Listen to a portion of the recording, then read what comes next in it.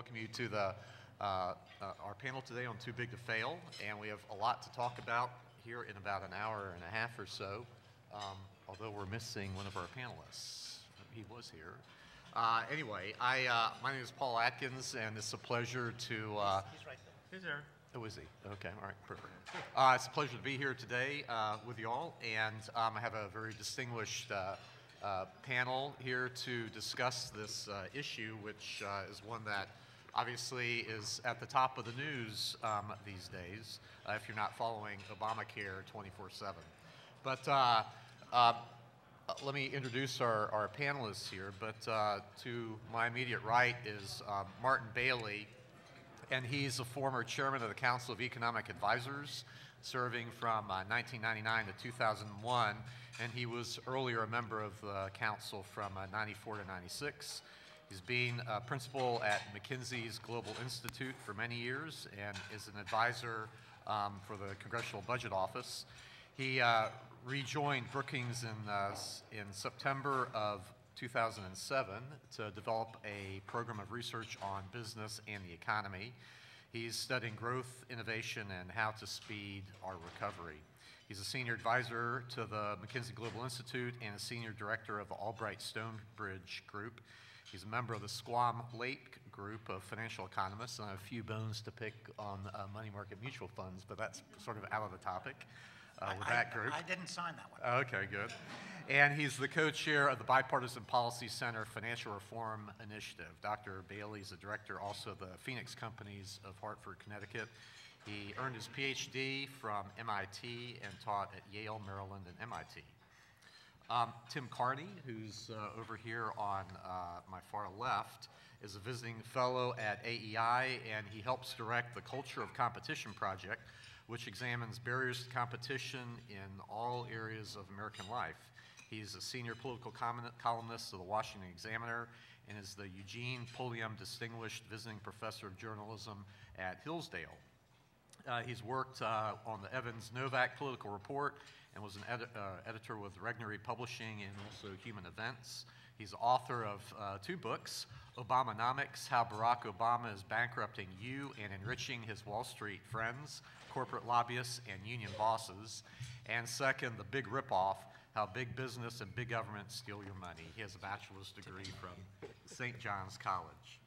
On my far right, going alphabetically here, is Randy Gwynne, who's a former colleague of mine, I'm happy to say. We were in Paris together also for a few years. Randy is head of Davis Polk's Financial Institutions Group. He specializes in bank regulation and bank M&A, and he also played a role in the drafting of Title II. So he talks from firsthand knowledge about its background. His clients include SIFMA, which is the Securities Industry and Financial Markets Association, and all 6 of the largest U.S. banks. Randy has a bachelor's from Brigham Young and his JD from UVA, where he was executive editor of the Law Review. And then last but not least is Bob Lighton, who is director of research at Bloomberg Finance and is a senior consultant to Charles River Associates. He's also the vice president for research and policy at the Kaufman Foundation in Not anymore. I thought that was still current. Okay, no. Never mind. Never Okay, mind. he was the senior. All the prior stuff I had to quit. Okay, there you go. All right. So the Kaufman Foundation in Kansas City, and was also involved with economic studies at the Brookings Institution, where he also worked with us at AEI, and especially with Peter Wallison, who's well known to you all here at the Federalist Society. Bob has obviously was at Brookings for several years, where he was vice president director of economic studies from '96 until 2003. He's also served in several capacities in the federal government, including at OMB as associate director and deputy assistant attorney general in charge of civil antitrust litigation and regulatory issues at the Department of Justice, where he also supervised the first Microsoft investigation, which resulted, of course, in the consent decree. He has his Bachelor of Science in Economics from the Wharton School and his JD from Yale and his MPhil and PhD in Economics from Yale as well. So with that, I thought it might be useful to give you all just a little bit of background to where we are and how we got to Title II, because I think we have some folks who are very well versed in Dodd-Frank and in banking law, but we also have some folks who are just getting into this subject.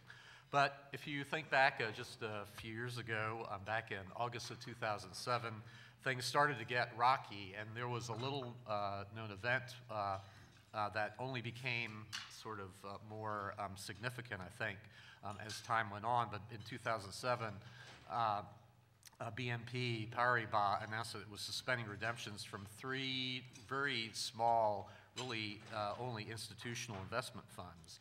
But that was the harbinger of things to come in 2008, of course, and then in March of 2008 was when Bear Stearns failed, just about the same time that Eliot Spitzer got his comeuppance as governor of New York, just about the same day. And then, of course, in August and September of 2008, Fannie and Freddie failed, and then in September, on September 15th, was sort of the opening of the floodgates, where Merrill Lynch was rescued, there was a run on Washington Mutual, Lehman filed for bankruptcy, the Reserve Prime Fund, which was a mutual fund mainly for institutional investors, halted its redemptions, and then, of course, the big one was AIG's failing. The Treasury stepped in with a temporary guarantee program. The Federal Reserve in October swung into action with some commercial paper backstops, and then Congress, of course, passed the infamous TARP legislation, the Emergency Economic Stability Act of 2008, which started a whole alphabet soup of basically bailout programs. Many banks failed. So in the 5 years prior to 2008, only 10 banks had failed, but from 2008 to 2012, we had 465 banks failing. And the largest one in U.S. history was Washington Mutual in September of 2008. And J.P. Morgan, now to its regret, I guess, picked up most of those assets. After the financial crisis, the deposit insurance fund slipped into the red, and by the end of September 2009, that was the first time in history. And so the FDIC then made up for a shortfall by basically requiring all the banks and thrifts to prepay their assessments to the bank insurance fund for 2010 to 2012, fast forwarded it and had them pay in 2009. And so then in 2010, we had the Dodd-Frank Wall Street Reform and Consumer Protection Act passed by Congress, the same Congress that passed Obamacare. And so I like to say that whenever you hear reform and consumer protection in the same line, you better just really watch your wallet. And that's pretty much what happened there. And so Dodd-Frank is similar to Obamacare. Dodd-Frank is 2,319 pages. It has about 380-some thousand words, which is twice as long as the Bible. And so needless to say that there is a lot left to be discovered within all of those words in Dodd-Frank. And if you remember Sarbanes-Oxley, which was by comparison a very short statute, there were and one of the provisions of Sarbanes-Oxley, the internal control requirement, Section 404, cost companies, public companies, really literally billions of dollars to comply with. But there are only some 170 words or so in Sarbanes-Oxley 404. So if you extrapolate that potentially to all of Dodd-Frank, you could have 2,000 such sections, and then you can sort of imagine what, if all of those have the same meaning as 404, how much that would cost. But suffice it to say that unlike Obamacare, Dodd-Frank is not necessarily as interknit so well as Obamacare. And whatever you might say about it, there is at least some philosophy that's guiding the Affordable Care Act. And I compare it to a Jenga puzzle that if you start pulling out pieces, sooner or later it will topple over, and we might be seeing that happening right now. But by comparison, Dodd-Frank was just a huge grab bag of all sorts of things that had been kind of building up over years by several special interests, including the unions, trial lawyers, and others. And Dodd-Frank is not really interconnected. Certain parts of it are, but you could take a machine gun to it, and whatever is still left will still pretty much operate on its own, given that these are all special giveaways. So it's not a very simple thing to just count on it failing of its own weight. Of course, Governor Romney was campaigning on repealing Dodd-Frank. I'm not sure that that would have happened even had he gotten in, because already there are special interests who kind of like different parts of it. And once you tack on this consumer protection part of the name, those sorts of things get difficult to get through Congress. But we'll see. There's a lot of time to go, and only, as Randy's firm has estimated, only about 40% of the mandated rules coming out of Dodd-Frank have been implemented, and so we still have quite a ways to go there. So with that, I wanted to turn over to Randy to maybe give us some more learning on Title II and give you a briefing on that. All right. So, one thing to get straight up front, I'm sort of for trying to solve the too big to fail problem. I'm not really for any particular tool, whether it's Title II or the Bankruptcy Code, but I'm for sort of amending or shaping those tools so that the problem is actually solved. And I think before we can actually talk about what the current sort of best, or what more widely considered to be the most viable solution right now, let me just try to put a little bit in context on what the too big to fail problem is and how it arises. And the best way to think about it is in the context of bank failures. As Paul said, there really were very few bank failures between the early 1990s and 2008. But in fact, that's sort of characteristic. If you look through history, just even in this country, you'll see that banks don't fail in sort of a smooth way the way non-financial institutions do. They tend to fail in clumps, in waves. And so if you look at the 19th century, tens or scores or even hundreds of banks would fail about every 9 or 10 or 12 years during the 19th century. We then had 10,000 banks, relatively small banks, fail during the Great Depression in the course of a year or two. During the S&L crisis in the late 1980s and the early 90s, we almost had very few bank failures between the Great Depression and the S&L crisis. And then we had about 2,000 institutions fail then.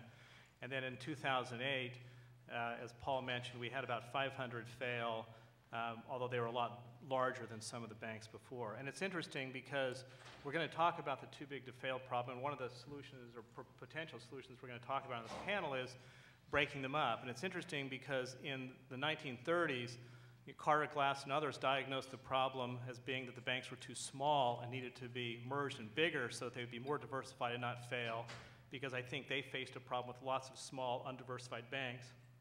We now face a problem where they're large and diversified and they fail, and so the diagnosis is they need to be, or at least a diagnosis, they need to be broken up. And I guess my thought is I'm not sure either one of those is actually right. We just kind of, are reacting to the situation that we face. But so the question is, why do banks fail in waves, and why do we have a too big to fail problem? And it really arises out of the nature of banks. If banks or other financial institutions engage in something called maturity transformation, which means that they have demand deposits or other short-term liabilities that they fund themselves with, and then they transform that into longer-term asset loans or other assets that they make to the public, maybe as long as 30 years, like a 30-year mortgage. And when you have that mismatch between assets and liabilities, it means that if some common shock occurs where the public becomes very nervous about the solvency or health of sort of banks across the system, it becomes sort of that fear becomes a self-fulfilling prophecy, because everybody says, I better start withdrawing my money, and as you withdraw the money, the banks have to liquidate their assets. They can't liquidate them fast enough without the price of those assets falling, and so it tends to result in what is often referred to as contagion and a destabilization and possible collapse of the financial systems. And when you have a destabilization or collapse like that, there's a huge shrinkage in the supply of credit. I assume that there are probably lots of people in this room that have taken a basic economics course, but if you take a basic economics course in macro, one of the things you learn about is a money multiplier.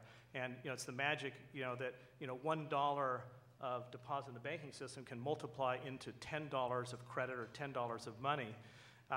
Well, when banks start failing, that multiplication actually is very aggressive in the other direction. So you have a very aggressive contraction in credit, and that then has consequences throughout the real economy, causing unemployment, lower output, and potential social unrest.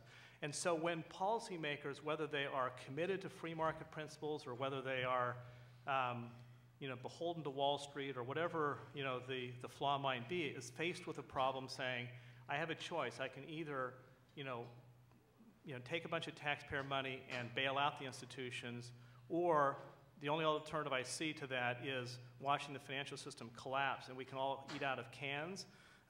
No matter how committed they are to doing the sort of right thing during normal times, it appears, and almost probably is the case, that the lesser of two evils is actually to actually bail out the institution, or at least, if not the large institutions, maybe the whole system in some ways. The way TARP both gave capital to the large institutions, but also spread it out throughout the whole banking system. And so if you want to end the too big to fail problem, in my view, what you have to do fundamentally, once you see that that's the nature of the problem, is find a third solution. There has to be another choice besides bailout or risking a collapse of the financial system. And I think that Title II of Dodd-Frank does provide the tools, if they're used properly, to actually address that problem and provide a third way. The criticism of Title II, and I think this is a legitimate one, is that it's very open-ended. So if you're looking at Title II, I'm going to talk about a strategy for solving the problem that has come to be known the single point of entry recapitalization strategy or bail-in strategy. And then we're going to sort of debate that, I think, on the panel and other alternatives. But the fact is, you won't find that strategy written anywhere in Title II of Dodd-Frank. Title II of Dodd-Frank is a very broad grant of authority that basically says to the FDIC, you have enough flexibility to do basically whatever the heck you want. And so that's the strength, because it allows you to actually fit into it, a strategy like this, but it's also the weakness, because no one has any idea whether the FDIC really will use it in that way, or whether they might not use it in 10 or 15 other ways that we might find undesirable. So the strength is flexibility, the weakness is lack of predictability, lack of due process, and so forth. The bankruptcy code is much better in terms of due process and predictability, but unfortunately the way it's currently written, it's not very flexible in trying to deal with these problems in a fast and efficient way. There are proposals to put in a new Chapter 14 of the Bankruptcy Code that would address some of these weaknesses, and I'm all for that. It would be much better if these problems could be solved using the Bankruptcy Code rather than Title II, or at least reduce Title II to a very narrow scope. So if you have, I'm just going to go through this thing called single point of entry recap method. If you have a set of slides on your table, if you pick them up, unfortunately, I wasn't prescient enough to actually get a PowerPoint up here on the wall. I should have. But there are some diagrams starting on slide 23 that come out of a report that was published by the Bipartisan Policy Center that was co-authored by myself, John Bavenzi, who's a former senior officer at the FDIC, and Tom Jackson, who is actually the author of Chapter 14 proposal and a well-known bankruptcy professor in this country. And on slide 23, it sort of shows a simplified but typical bank holding company structure. This is how our banks and sort of the largest institutions are structured in this country, largely because of a lot of historical things we don't need to go into, but for whatever reason, our financial system is structured with holding companies at the top and operating companies down below as subsidiaries. And here on slide 23, we show a domestic bank, a U.S. broker-dealer, and a foreign broker-dealer. And then underneath the domestic bank is something that's too dark to read, but it appears to say foreign branch. Then you go to slide 24, and let me just point out, normally you would have thought if there are losses in a banking group like this, they're probably going to occur at the banks or the broker or somewhere else. And if you actually have an institution that has cross-border operations, this creates a lot of problems in trying to solve it. If you actually have to put those operating companies into a receivership or a bankruptcy, it's going to be very difficult to maximize their value. It's going to be very difficult to do it on a cross-border basis. So this method of single point of entry is a way to sort of get around those problems by saying, we're going to actually do all of the bankruptcy or receivership stuff at the holding company, and we're actually going to keep the operating subsidiaries alive through this process and operating and so forth.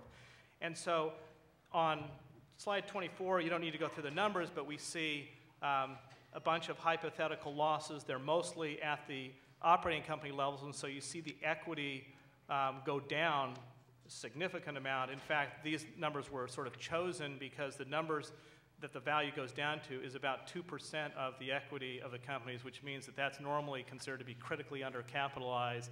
Some of the numbers may not work exactly, but critically undercapitalized, and that's when you can sort of invoke either the bank resolution provisions. It's probably in a situation you could probably file for Chapter 11 and so forth. So that's sort of there. And then how the single point of entry actually works, and there's a prerequisite that I'll walk through here, is the holding companies, at least in this country, have a whole bunch of long-term debt. And when they raise, in addition to sort of deposits at the bank, and when they raise long-term debt, they tend to raise it at the holding company level. And so, in fact, there's equity at the holding company because of minimum capital requirements, but there's also this amount of long-term debt. And how this method works is you have the legal tools, which you actually have in Title II of Dodd-Frank, and you probably have in the existing bankruptcy code, although nobody realized it 3 years ago, that you can actually convert this debt to equity. And the way you do it is you basically take all the assets of the failed bank holding company, I call it a SIFI or financial holding company up at the top there on slide 25, and you transfer all of those assets over to this thing called a bridge financial company. And you could actually, under Title II, there's actually a mechanism to create a bridge financial company. The way you would do it in the bankruptcy code is you would actually have a shell company set up in advance, and you would transfer all those assets pursuant to Section 363 of the bankruptcy code. And a lot of us at least think that that could be done without creditor consent because you're not transferring the assets away from the bankruptcy estate. You're putting them in a box to be held in trust for the benefit of the people that are left behind in the bankruptcy estate or in Title II behind in the receivership. So what you leave behind are all the equity interests and all of the long-term debt claims. And by leaving those behind, you've now automatically recapitalized you've recapitalized the business that's been transferred to this bridge financial company because all it has is assets, it has no liabilities. Let's just assume away short-term liabilities for a minute, but we can certainly talk about that. Having done that, you now have a capitalized bridge with a whole bunch of assets. And one thing that you notice if you look at the balance sheets of the banks, at least in this country, is a whole bunch of the assets on the unconsolidated balance sheet of a bank holding company actually happens to be in the form of loans or advances or deposits to its affiliates. And those are actually wonderful assets for recapitalizing because you can basically just forgive that intercompany loan. If you had a loan to, say, a broker-dealer that's undercapitalized, by forgiving that loan, you've now actually recapitalized the thing. Or if the losses are in another subsidiary, you can actually contribute that receivable from the holding company down to the company that needs it and recapitalize it. And so that's sort of how this works. And so step one is you transfer these assets over and you recapitalize the holding company. Step two, which is on slide 26, I actually went through, which is how you actually downstream the assets to the operating companies and recapitalize them.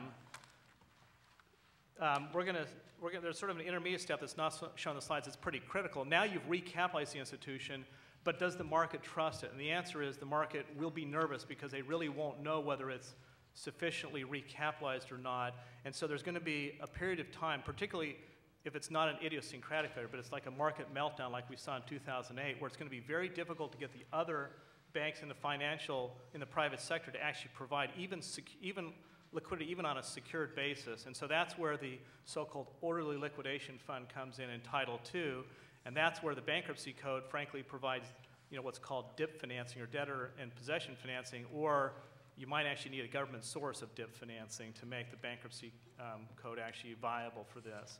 And so you get liquidity, but it's not the same thing as providing capital. It's being provided on a secured basis, just like the Fed's discount window, so there's really no risk of loss. And then over a period of time, you sort out who has what claims and what amounts in the company left behind, and step 3 then comes here, and you say, okay, during that period of time, we sorted out the claims. This new bridge financial company and the healthy or solvent operating companies are now healthy. We can wean them off the government secured liquidity. They can get liquidity from the market. The liquidity sources will come back as people sort of calm down.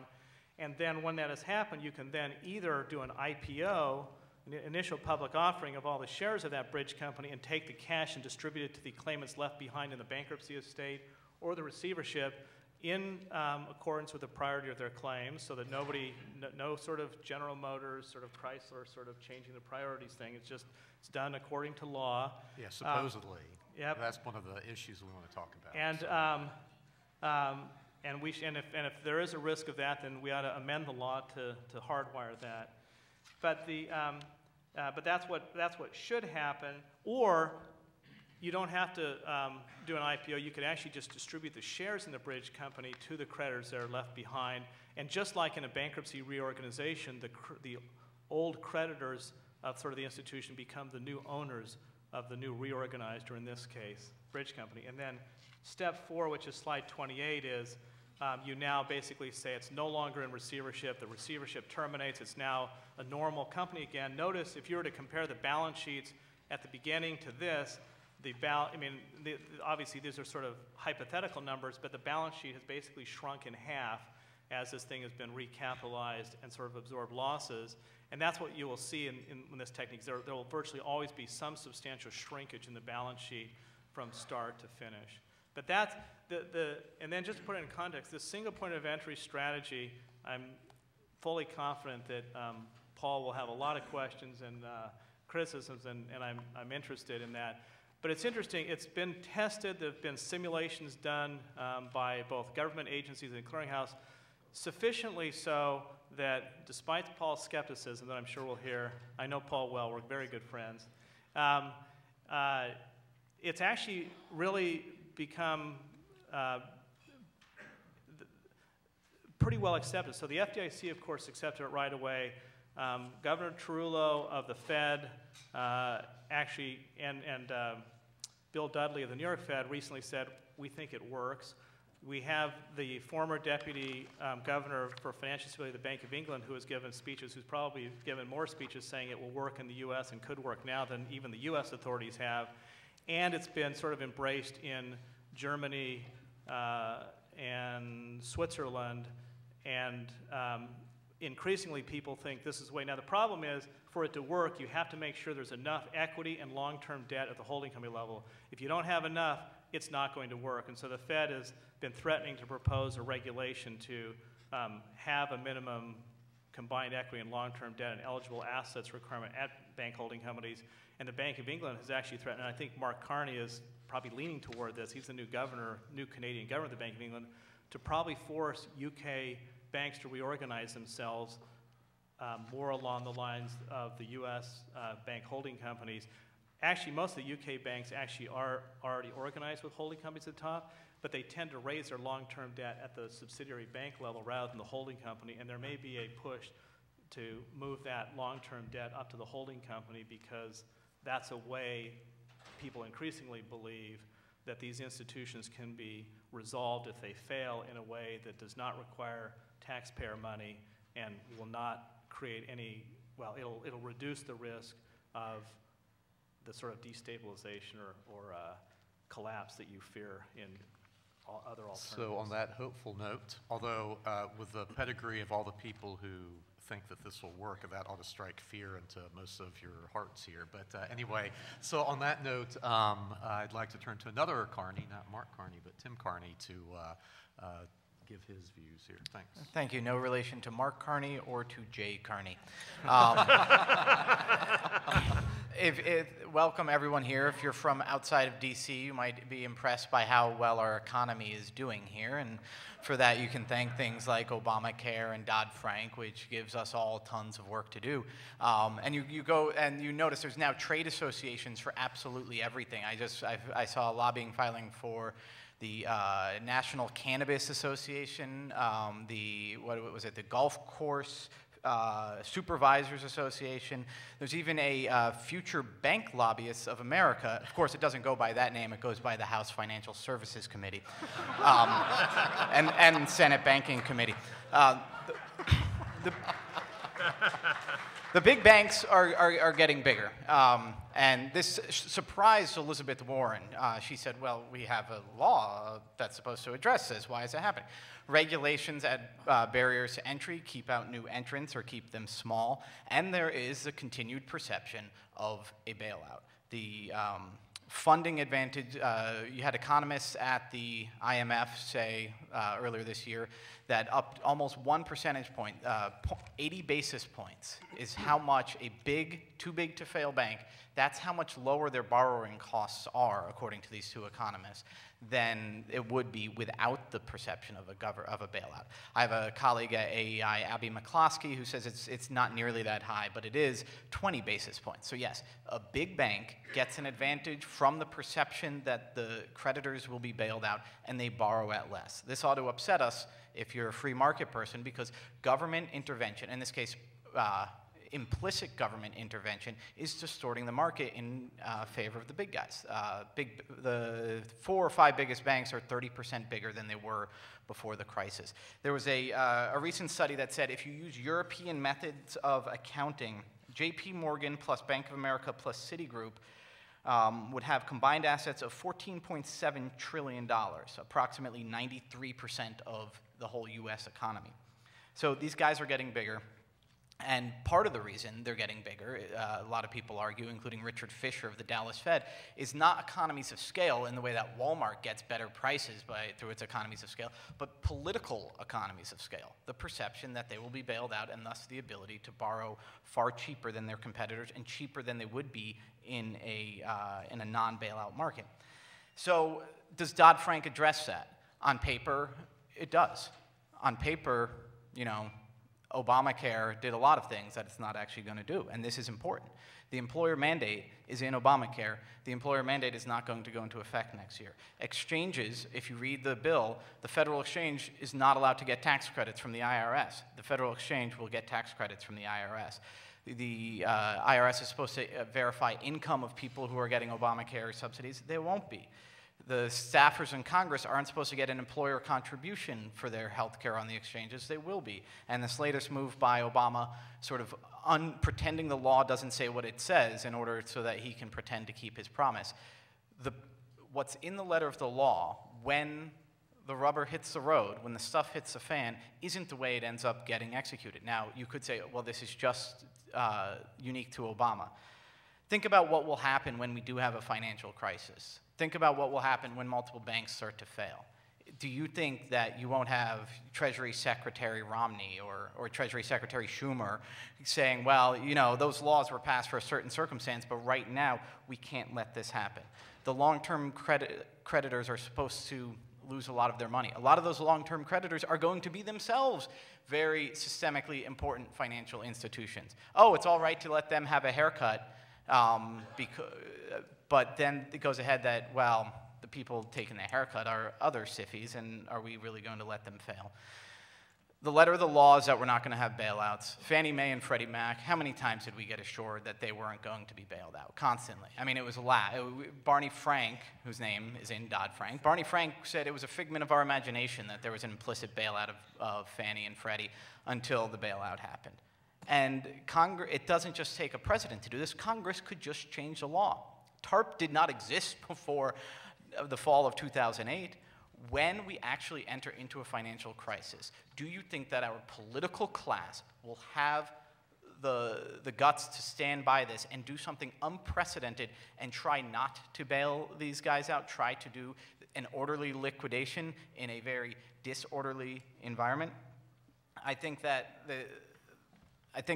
the answer is no, not just because our politicians will be afraid, but also because of the way that special interests work in this town, that there will be enough people who will be tied to the big banks, tied to the other important financial institutions, who will go ahead and say, and will have the ear of the chairman of the committees, will have the ear of Treasury, will have the ear of the White House, and say, no, you simply can't let this happen. You simply can't let us take a haircut. You simply can't let our long-term creditors take that large of a haircut.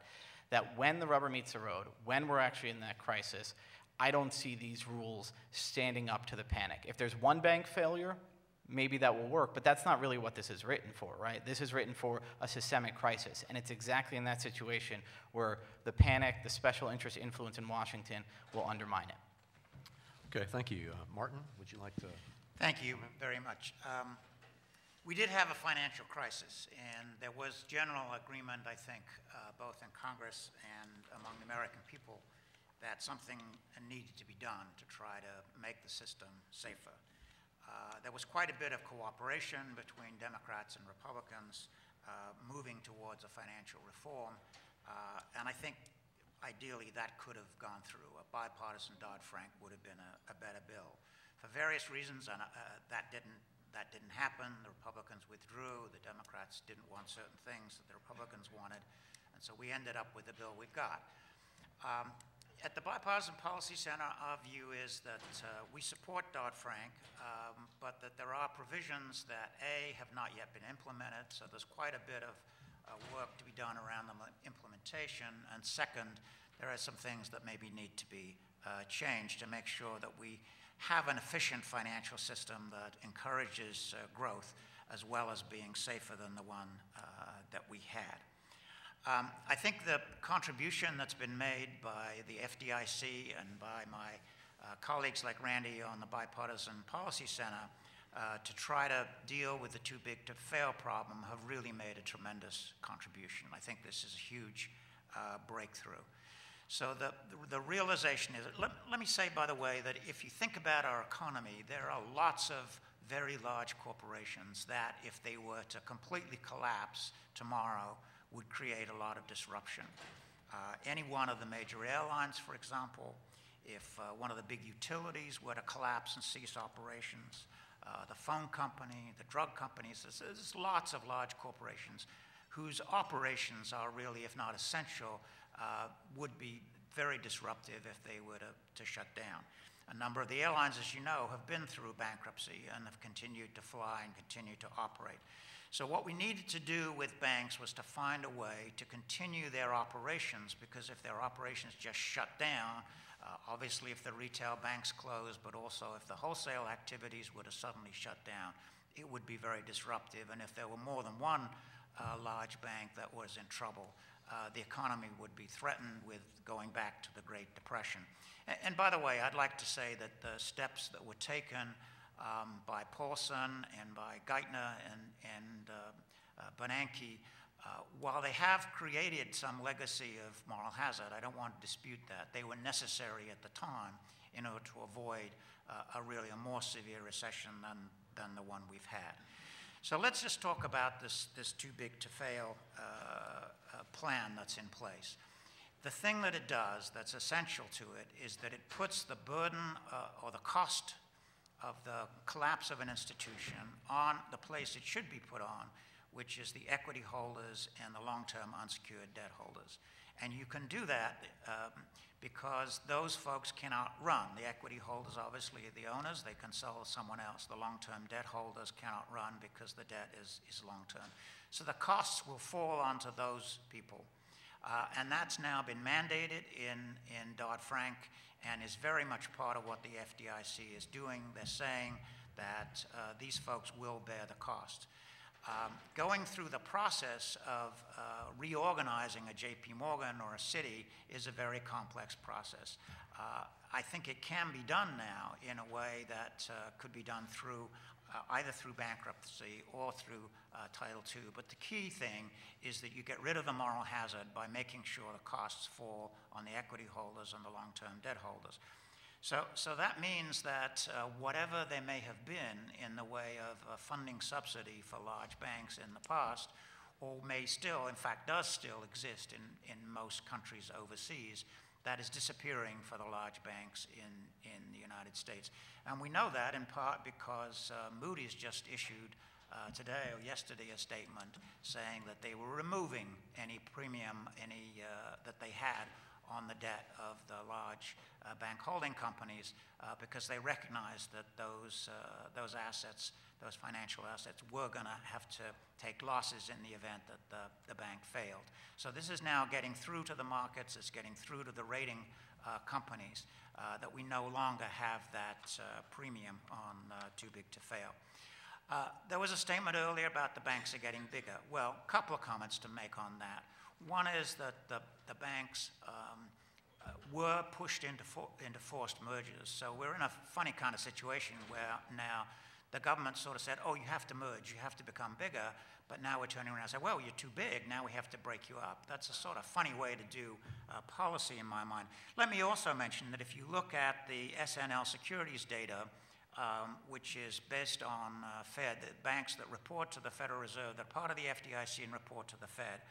In 2003, the top 5 banks held 59% of the assets. In 2013, they held 49% of the assets. So it's not really true that the system is getting more concentrated. It's certainly true that we have some large banks still. You know, I'm concerned about some of the very small banks, the less than $2 billion banks, that they're going to find it very difficult to operate under the regulatory burden that's currently in Dodd-Frank. We need to do something about that.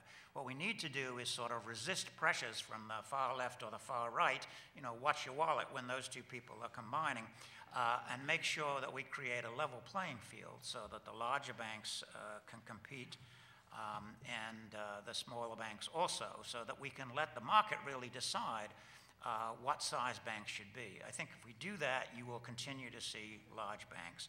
The Business Roundtable recently released a report saying that their members, the large corporations, really find it essential to work with large banks, either in their domestic operations or in their foreign operations. I think we'd be shooting our economy in the foot and shooting our competitiveness in the foot to try to break up the large banks. That's not something we need to do or something we should do.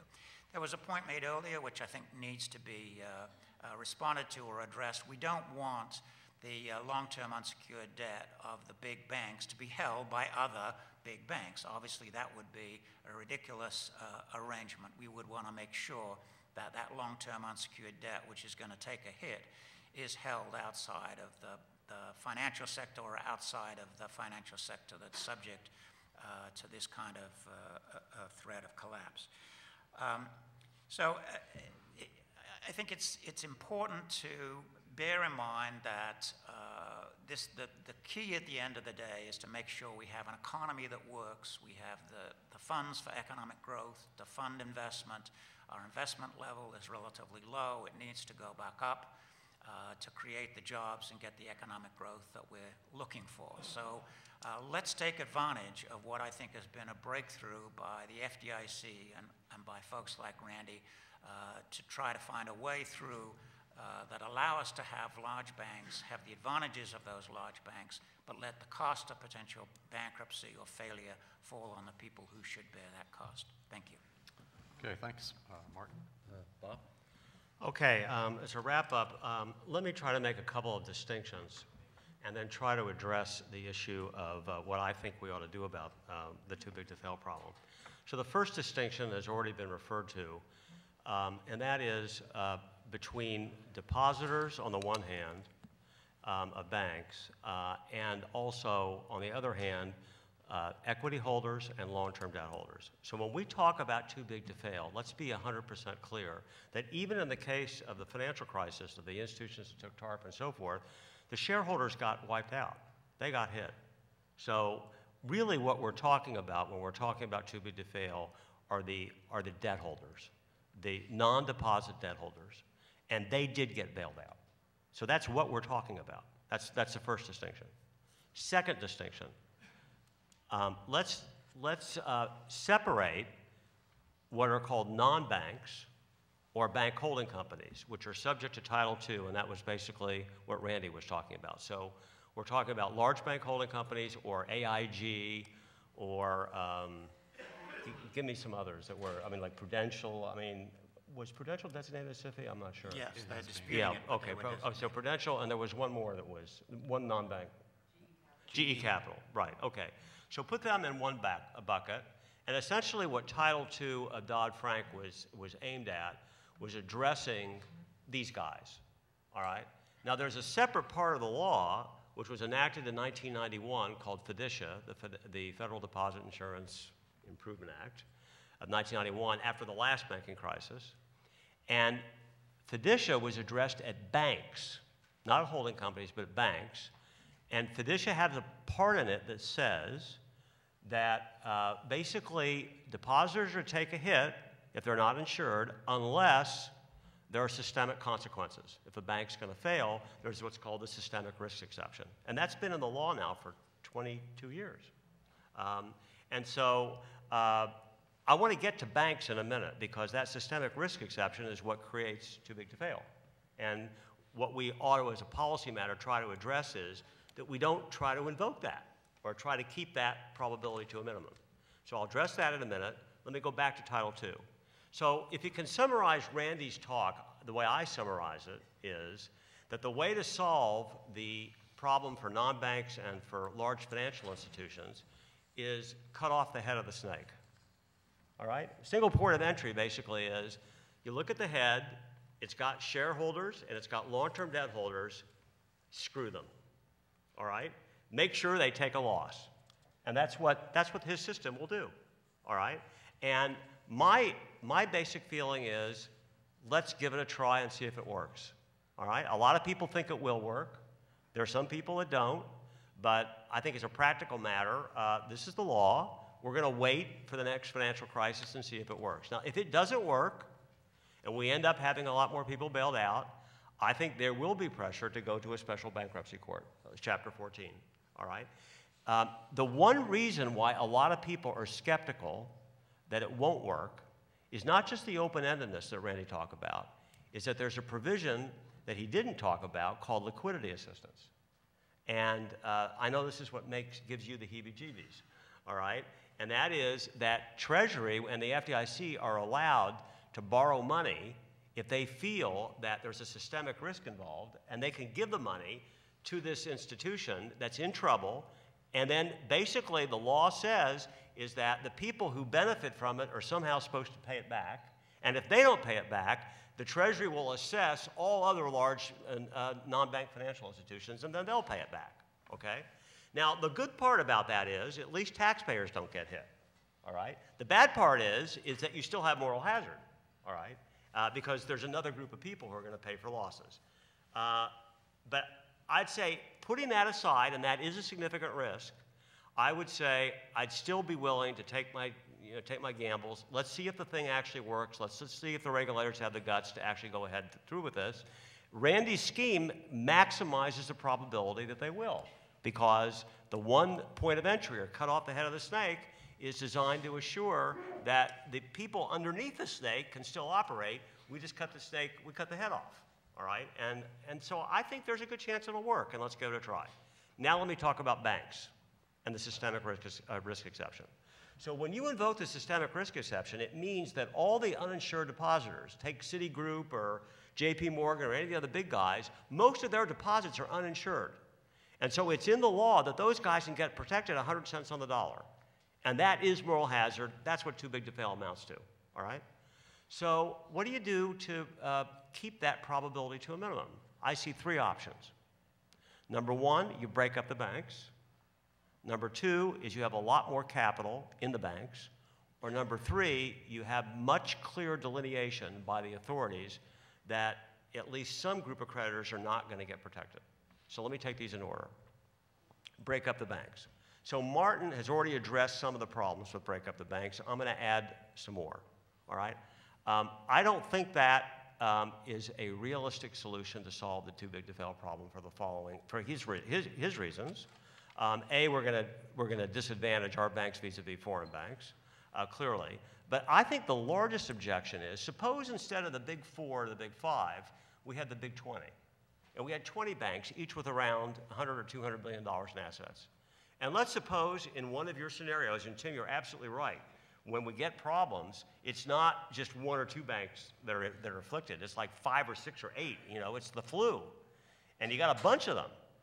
I posit the following, that if we have another flu, whether it's the real estate flu or the commercial lending flu or the LBO flu or whatever the name of the flu is, it's going to afflict a good number of those 20 banks if we broke up the 4 into 20. So now let's posit that maybe 6 or 7 or 8 of them get in trouble. And then the regulators are going to be faced with the prospect, if we let the uninsured depositors of some of these 20 take a hit, are basically everyone going to move their money to some of the others? And you'll get a mass flight. And if that happens, then some other banks that are on the that may not have failed may end up failing. And I think what will happen in this world is it will end up basically bailing out everybody. We'll just end up protecting. We'll be, in other words, right back to where we are right now. So I don't see us making much progress at all by breaking up the big 4 into the big 20. And then the final point I'll make about breakup is, I get very nervous when people express confidence and they say, well, there's no economies of scale beyond X number, so therefore we can be safe and break them up. And so in the Brown-Vitter bill, for example, there are super onerous capital requirements of about $500 billion in assets. And the problem that I have is that, you know, economists study economies of scale all the time, and you can get studies that are all over the map. And do I trust the Congress to pick the right number? All right? Do you? All right? And by the way, if they pick the right number today, is it going to be the right number tomorrow? Or in 10 years? Or in 15 years? Or if we index it to inflation, is that the right thing? I just don't trust our political process to know that they know the magic right number and we're going to cut it off at that number and then everything below that is fine and everything above it is unsafe. I just don't see it. And so I think, in other words, there's no principled basis for breaking up a bank at any particular number. I just don't see it. So I'm not a fan of breakup. That's point 1.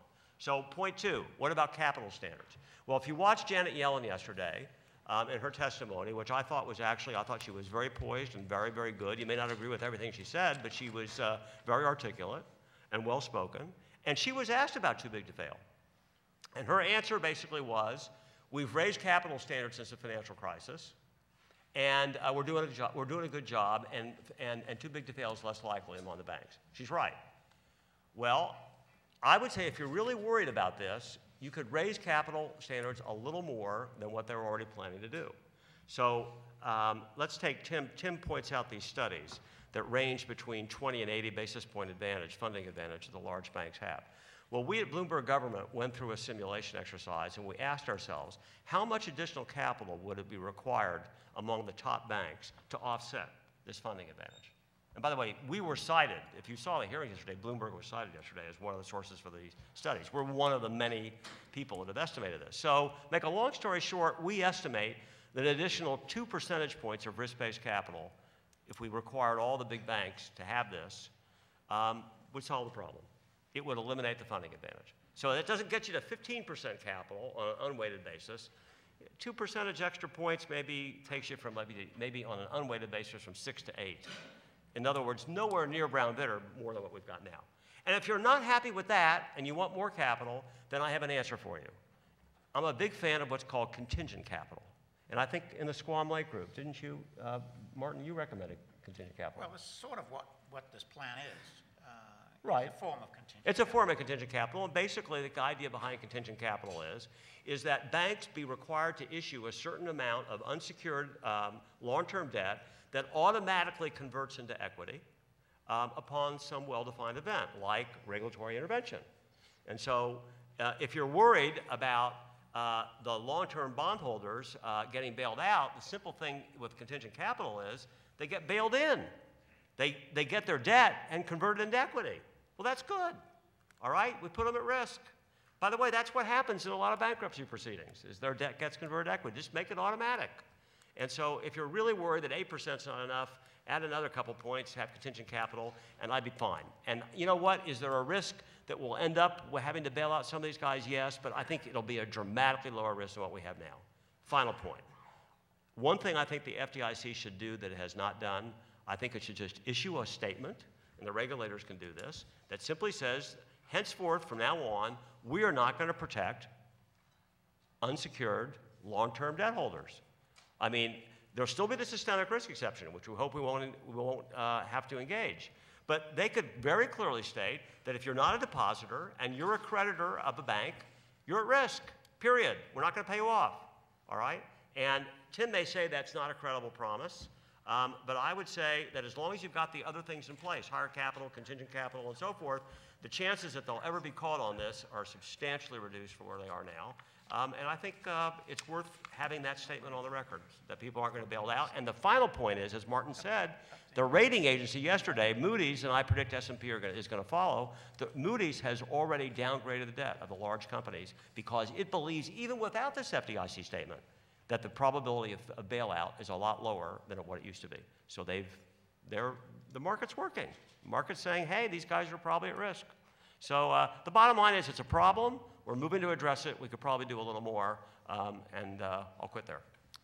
Okay, thanks. Tim, do you want to Yeah, add anything? I agree with Bob in not trusting our political process to pick the right level, that's a good instinct, but sometimes the alternative is trusting our regulators to be very smart. And when people talk about smart regulations, they say, well, we need to weigh this sort of capital this way and classify this way.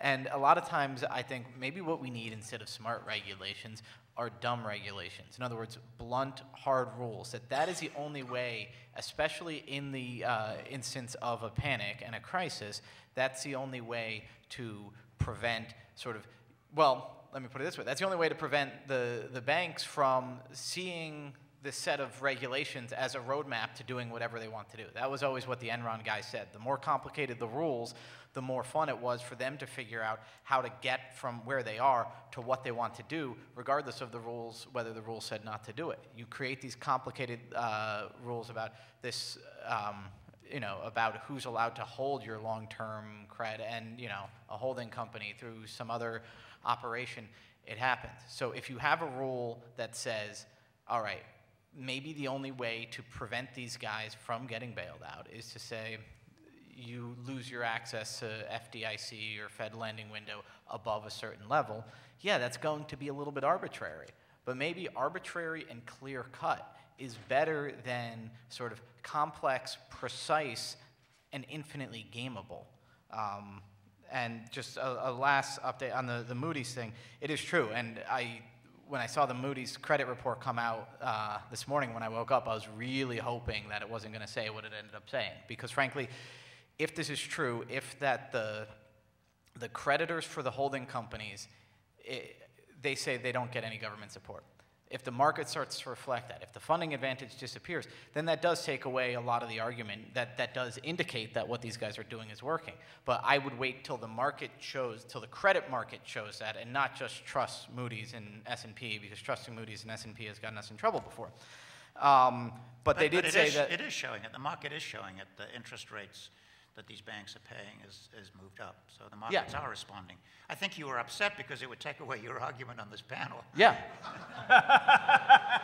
No, and that's exactly right. But it doesn't, until the markets show that there isn't a funding advantage, we still know that we have government-subsidized big banks, and the subsidy is based on the assumption by creditors that there's going to be a bailout. And that assumption itself ends up being self-fulfilling. So if we get that subsidy, that funding advantage down to zero, if we can if the people lending money to the banks are operating as if they're not going to get bailed out, that itself would be a big advantage. Until that's the point, I think we have to worry about the fact that these guys' size is itself a reason to invest in it, not because of economies of scale entirely, but in part because of political advantage. Okay, well, thank you very much. A couple things here. We have a microphone in the back, and so I invite you all, if you have questions, to please step up, and we'll work you into the conversation here. And then another point, I think I'd be remiss in not sort of summarizing for us a lawsuit that a number of people in this room are working on, which basically affects what we're talking about here. And it's, there are several lawsuits out there challenging the constitutionality of various aspects of Dodd-Frank, and including Title II. And one of them is called the State National Bank of Big Spring, Texas versus Geithner, Cordray, and a number of other people, and it was joined by the Competitive Enterprise Institute, the 60+ Association, and several states in this room, among whom Alan Wilson, who's Attorney General of South Carolina, and the state of Alabama, I believe, is also involved in that, and others who are here at the convention. So basically what this lawsuit is about, it challenges Title II because Title II is extremely squishy, to say the least, as far as the parameters that surround the powers that it gives the FDIC and others, but including the challenges are separation of powers, because basically the judicial review aspect of declaring a company subject to the orderly liquidation authority is very constrained. It gives basically, it's a very expedited 24-hour star chamber-like thing, very in private, and the directors of the company basically are kind of bribed into going along with turning their company over to the FDIC or the Treasury because the directors would bear no personal liability if they do go ahead and put it into a receivership that way.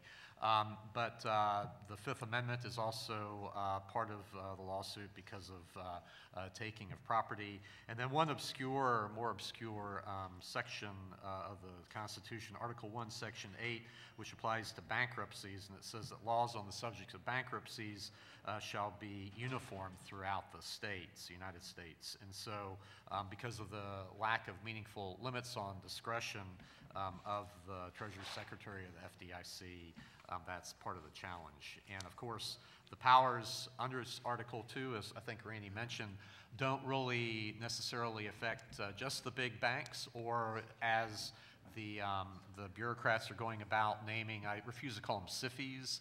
These things are S-I-F-I. We have hi-fi, Wi-Fi. These are sci-fis in all senses of the word, including science fiction, because I guess I don't really believe that the regulators are going to follow any kind of rules that they put up forward. They will rely back on the statute and will always retain the ultimate capability of using as much discretion as possible in the future.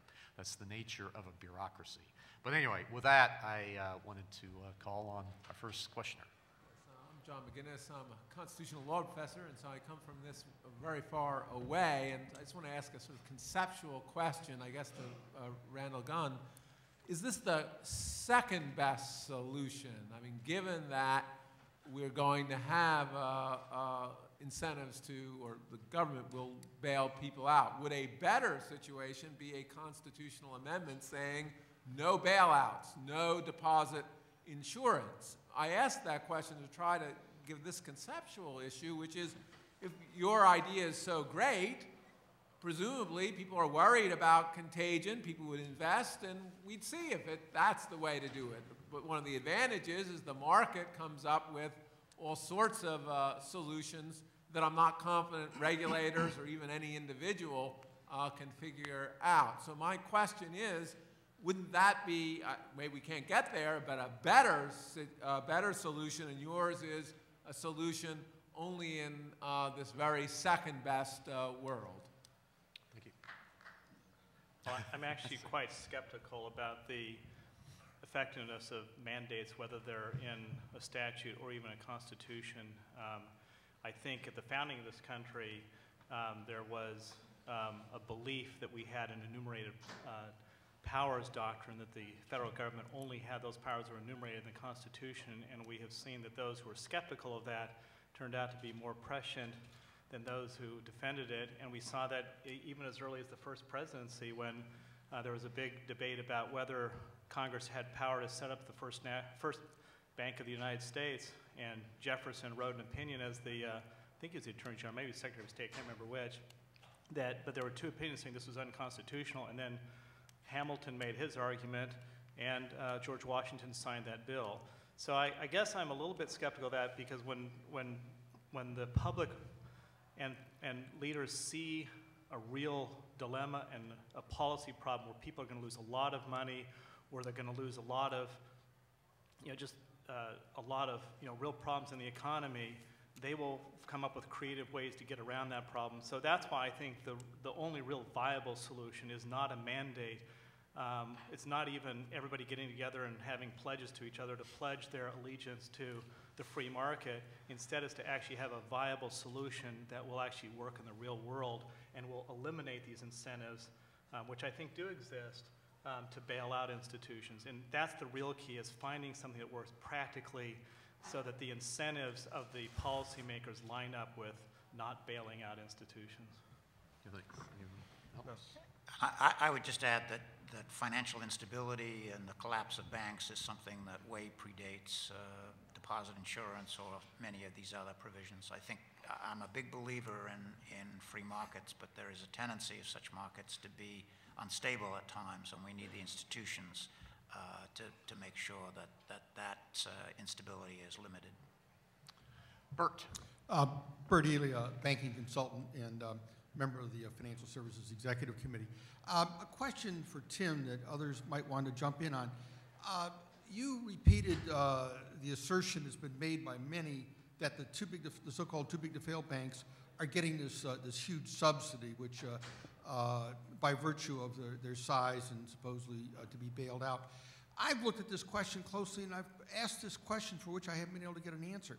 If the big banks are getting this huge subsidy, who ultimately benefits from it? Is it the shareholders of these big banks? Is it the executives or somebody else?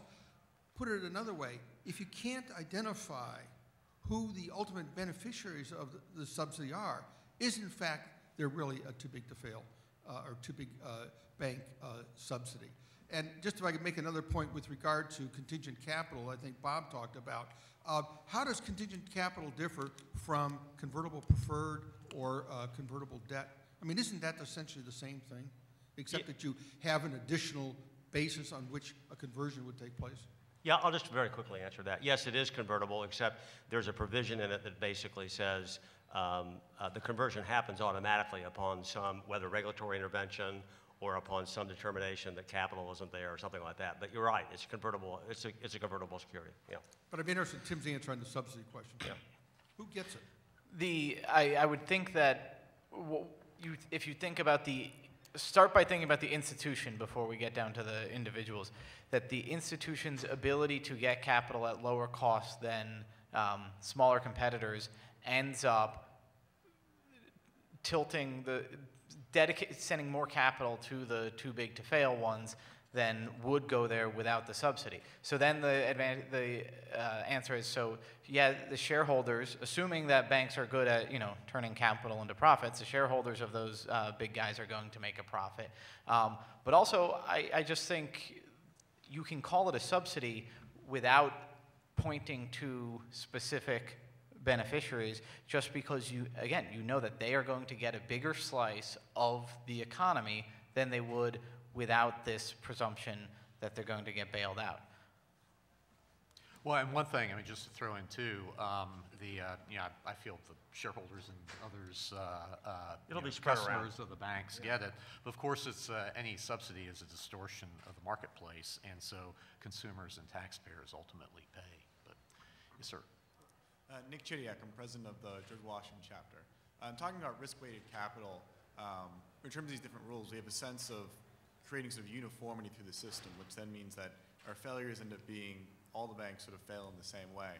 How can we, in building these regulatory structures, prevent ourselves from falling into that trap where even if we get a little more time before the next crisis, it ends up being more cataclysmic because all the banks are, because of the regulatory structures, failing in exactly the same way at the same time? So the lemming problem. Go ahead. That's a really, really, really good question, I just want to say. And I'm not sure there's a really good answer to it. But the fact is, as long as we find maturity transformation to actually be a social good, which I think people have come to believe that it is, where all of us can make payment. We have very good liquid sources of making our payments, and we also have sources to get long-term credit. There's always going to be a certain correlation in the failures of waves of banks, and the only way that we can try to reduce that is to have the right level of capital. I think Bob is right. There may be a case for having, well, certainly is a case for having more than what existed during the preceding the financial crisis. I'm also with him. I think that the Brown-Bitter level of 15% leverage is excessive, and we would pay for it in terms of having less credit available. I think you raise a good point that if we have rules, they will tend to encourage people to invest in the same ways. And if the banks or even the shadow banks sort of have very similar assets in their balance sheets, if there is a common shock that affects the value of one, it's going to affect the value, at least in certain ways, of everybody to the extent they mimic. And so you'd like to see a lot more diversity and less mimicry among the financial institutions. But I think their behavior, the reason it's a hard problem is it's so much, anybody that's competing in the economy tends to look over who they think they're a good competitor and say, they must be making money, I better do the same thing and make money the same way. And so there is sort of a bias in favor of mimicry, which creates these correlations of failures. I just want to quickly add on sort of reserve requirements in general, just in case anybody out there is sort of libertarian, worried about, capital requirements, reserve requirements. Why are we placing these rules on the banks? There's a point at which the laissez-faire arguments just don't apply, and when the taxpayers are the insurer of the banks, which we are in multiple ways, including implicit bailouts, then we absolutely have the right, the government absolutely has the right to set these sort of standards. Say, just like you're the insurer of your company can set standards on how much risk you take in your company. And the question of figuring out where to put that level is obviously incredibly difficult. Can I just comment on your point? Your point is that institutions tend to do the same thing, and I think that's a reason, and Bob alluded to it, why just breaking up the banks won't necessarily help you, because if you break it up into 20 banks, they may end up all buying bad real estate assets, just as big, medium-sized, and small banks in the last crisis all bought a lot of bad real estate assets. So I think that goes to that point. Dodd-Frank tried to address the point you raised by creating the FSOC, the Financial Stability Oversight Council, and the Office of Financial Research to try to provide more data. So I think transparency is important, that we should have access to data. When we had the crisis, the Federal Reserve, in many cases, didn't know what was going on inside a lot of these institutions. Now I think we would have greater information. I wish I could say I'm more enthusiastic. I wish I would be more enthusiastic about how the FSOC and the OFR are working at the moment. I'm not so enthusiastic, but that was the effort that was made in Dodd-Frank. Yeah, and just one more point. I mean, when to your question, when you look at the stress testing and how the Fed and other bank regulators are basically forcing all the banks to go down the same road and put them in the same type of thing. I think your question about the lemming, essentially is what you're asking, about the lemming phenomenon here is really troubling looking at the next crisis, and I don't have any real confidence that the regulators are going to be able to see above the hills to the future. Andrew. Yes, Andy Redley from Minneapolis, Minnesota. It seems to me the issue is not shareholders and long-term debt holders at the holdco level, but counterparties. We sort of decided to prevent runs on banks. We instituted deposit insurance, and it's more or less worked in allowing for some intermediate maturity, whatever you called it, turning short-term assets into long-term assets. The too big to fail financial institutions are now financed primarily or in large part through in addition to depositors, counterparties, some of whom are explicitly sort of making credit transactions, but others of whom are just doing business. And the question is, what protection you give counterparties, and if you don't give protection to counterparties, there'll still be runs on banks and all the issues. And so it seems to me the real issue is what you do with counterparties. Counterparties are supposed to monitor the system. So my answer to that is the reason. As were depositors way back when, but is that realistic? Do you believe, or should there be a variety of transactions that people can do without having to be sort of credit analysts? So I think that's where the distinction between long-term and short-term credit comes in.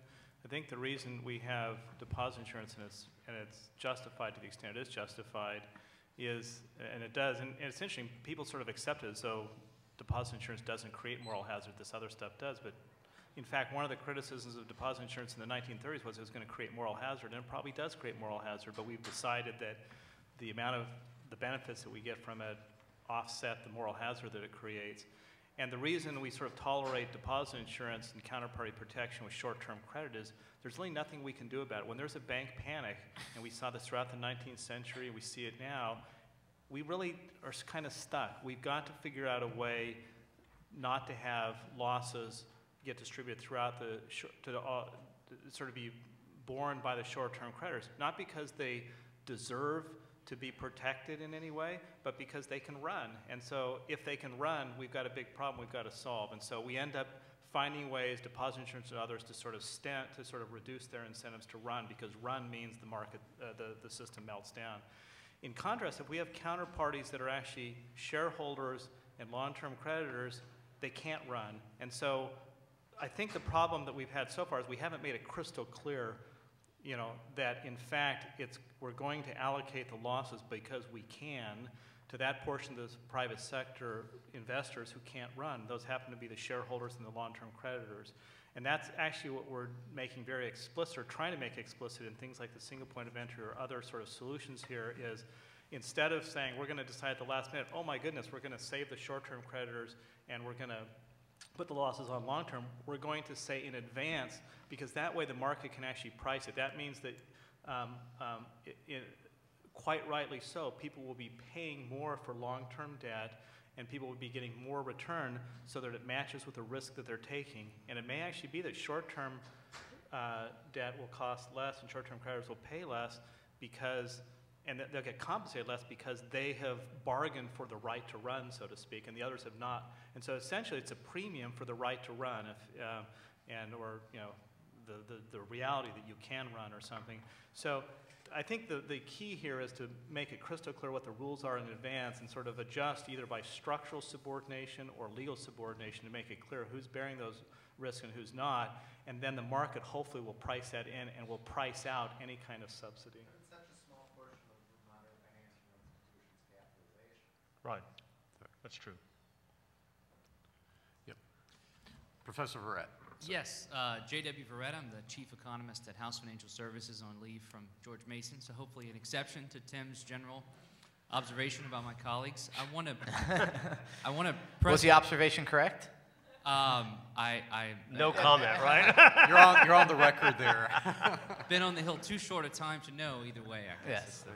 And you're not a member either, so, There you go. There you go. Very diplomatic. Yes. So I want to push back on the observation that long-term unsecured debt is an effective subspecies of contingent capital. And particularly I find very intellectually interesting the Calamiris proposal for market-triggered contingent capital. It seems to me that method is far superior to the contingent nature of long-term unsecured debt, and even superior to the contingent capital approach that the Swiss have taken that uses regulatory accounting-based capital, which has quite a lag. So it seems to me there's a lot, at least, without wholesale endorsing, and obviously my views are my own and not anyone else and all that, but it seems to me the Calamiris proposal is the optimal sort of approach to use the contingent capital notion, particularly just because it comes into play so much earlier in a time period of unhealth for a bank. It's like going to the doctor on the first day you have a cold rather than the seventh day that you have a cold, and sort of calling his bluff on whether he's going to give you extra medicine or something like that. So it seems to me there's a lot to be said for that notion. But regrettably, it seems that the Fed has, despite OFR's studies on contingent capital that were initially very positive, and some statements from Yellen that I think were very positive on the notion of contingent capital, Tarullo seems to have dismissed that sort of out of hand. And so that notion has sort of been dropped. And it seemed to me that one way to do it would be, in the long-term unsecured debt requirement, permit some banks to issue this market-triggered contingent capital. Others, as a way to signal that we have faith in our stockholders and that in the strength of our stock price, and others maybe wouldn't. And it seems to me that would be a great sort of signaling approach, and regrettably, I anticipate it probably won't be part of the long-term unsecured debt discussion. But I wonder if folks have general observation about Calamir's proposal and finding some sort of path for it. Because I know there's a tax deductibility obstacle, obviously, which begs for a solution, I think. But it seems to be a very interesting idea, and I would be interested to hear anyone's comment on it. Okay, so I know very well this proposal because I've talked to Charlie about it when he was writing about it. Just to be correct, he wrote it with Dick Herring also, so I think sure, it should be called the Calamir's-Herring proposal. Exactly. And for those of you who don't know what this is, I mean, I didn't get into the weeds when I talked about the contingent capital, but there are two ways you can trigger this. One is you can trigger it upon some regulatory intervention.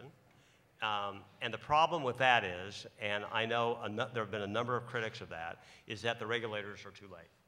All right, so that's a problem. And so what Charlie and Dick have said is what they're going to do is look at a 90-day moving average, I believe if I recall this right, a 90-day moving average of essentially the spread, I think, of what they're paying on the debt versus a treasury bill or whatever of same maturity.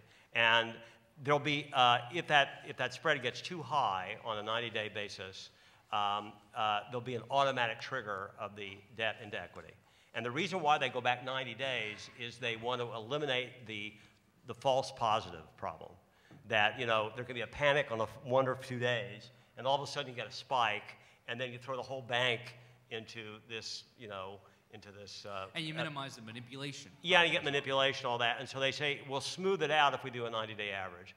And I agree with you. I think it's a very clever idea. And I cannot give a good explanation of why it hasn't gone anywhere in the regulatory area. I can tell you why it probably hasn't gone anywhere in the financial area. And that is that no financial institution will see it in its own interest to be first. And they're very worried about the marketability of it. It's new, et cetera, and so forth. And I think, frankly, the only way you're ever going to get it used is if it's mandated, like a subordinated debt requirement. You have this, if it's mandated, they'll have to issue it. Everybody will do it, and then it'll solve the problem. But I can't tell you why the regulators haven't embraced it yet. And I wish there was somebody else here who would tell me that. So let me address that a little bit. In fact, a couple of years ago when we tend to refer to as COCOs because we always have little labels for things instead of contingent capital. COCOs is contingent convertible capital securities.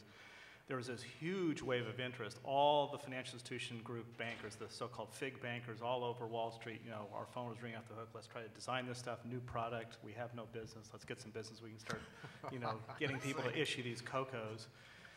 And there have been some COCOs that have been issued in Europe, more in Switzerland and elsewhere.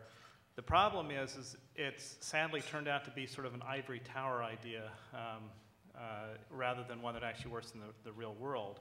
And here's why. So, and Bob actually hit on it right, which is it all comes down to what the trigger is and what JW said, what the tax treatment is. And if the trigger is late, in other words, it's like a regulatory discretion or it's at the point of non-viability. There was a big pitch about having COCOs that trigger at the point of non-viability. Well, it's too late. Yeah. In fact, the COCOs become death spiral bonds. We saw that in Japan in the early 1990s. So in fact, they tend to precipitate problems. So the only COCOs that actually have any chance of doing any good along the lines of what, and Bob's and Calamir's proposal is sort of early trigger. In Switzerland, they have what are called high trigger and low trigger. High trigger mean early, low trigger mean too late, basically. So I'm not sure why you bother issuing it.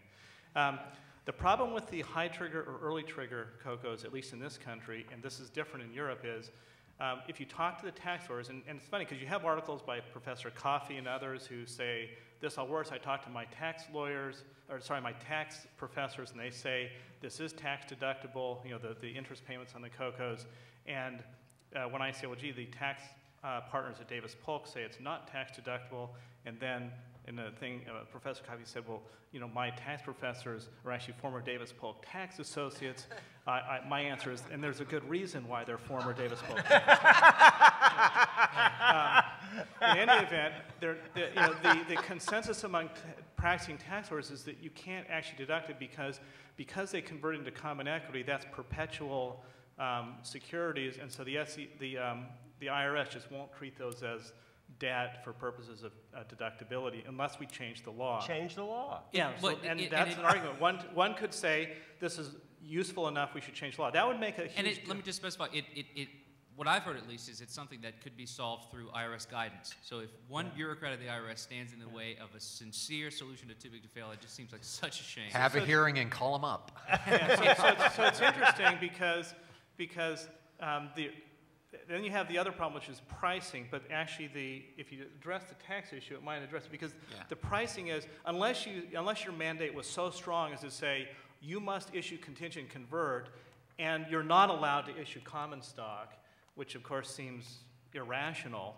Then, in fact, when you have really early COCOs, and let's set aside the tax benefit, the economic incentive is basically you look at the pricing for the issuer, and they say there's not a material difference between issuing early trigger COCOs and common stock, so I prefer to issue common stock in that. No, but I'll solve that problem for you. I'll just require that you at least have a layer of 2% of assets of COCOs, period.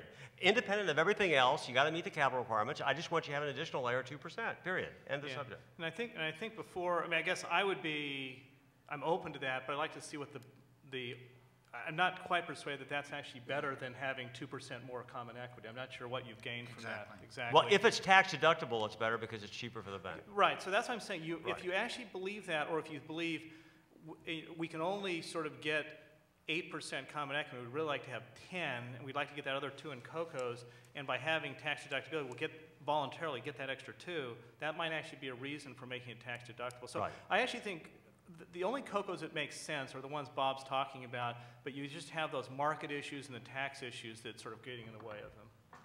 Okay, thanks. Next. I'm Sam Bowman. I'm with the Adam Smith Institute in London. What does the panel make of the argument made by market monetarists like Scott Sumner and David Beckworth that the focus on the too big to fail problem really misses the forest and focuses on the trees, and that if there was a Fed that was committed to maintaining nominal GDP, and preventing nominal GDP from dipping after bank failures, the systemic problem would be much lower, bank failures would be much less frequent, and ultimately the bank failures would be much less important for the wider economy. Could you just repeat that? Well, I think what he's saying is, Scott, Sumner's point about nominal GDP targeting.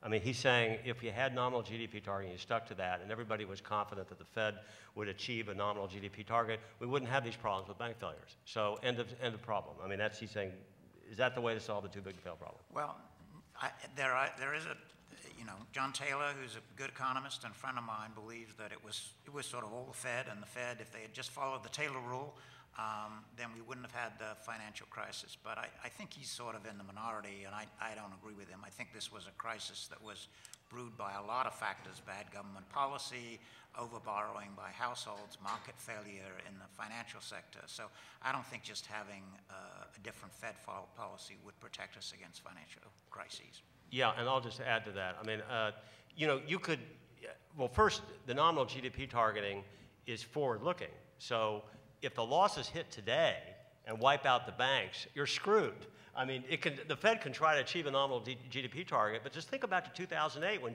nominal GDP fell enormously. It takes a heavy lift to get it back up. In the meantime, the banks have already failed. And the knowledge that the Fed is going to always maintain a nominal GDP target, would that have prevented all this subprime lending and all the other things that went wrong? No, it wouldn't have. I mean, there were other things.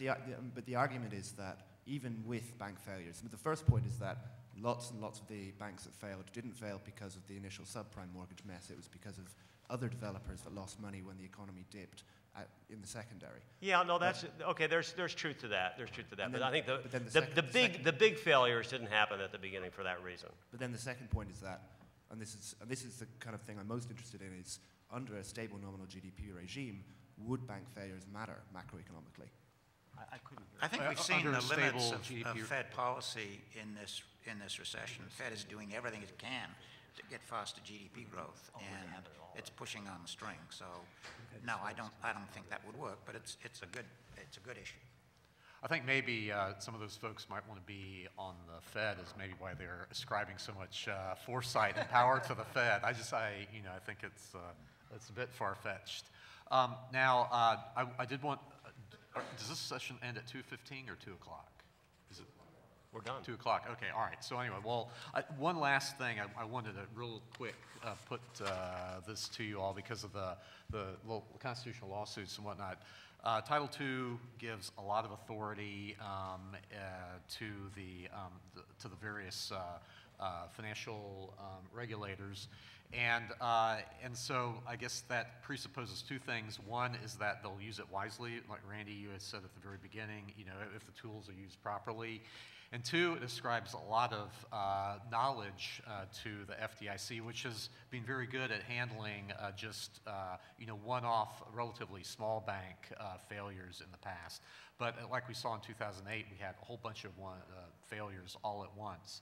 Do you all have any confidence that Title II, especially you proponents of Title II, have any confidence that the bank regulators will be able to live within the ambit of their authority first, and then second, be able to have the competence to do it?